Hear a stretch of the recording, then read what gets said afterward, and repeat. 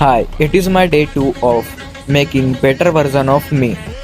Today I wake up earlier than the other days at 5:45 am and I start my day by drinking a glass of water.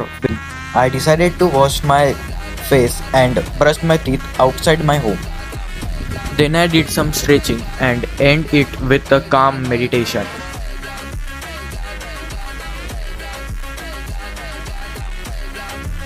So today was my leg day. I decided to go for the running with my buddies. After that, I took the cold water shower and had my breakfast, then start my study of 3 hours. Study made me so tired, so I decided to take a nap of 30 minutes. And after the nap, it was great time to learn something new. So today I began with my editing on PC. Later I made pre-workout meal with 2 eggs and 1 spoon of peanut butter in milk. So it was my day. Tell me your.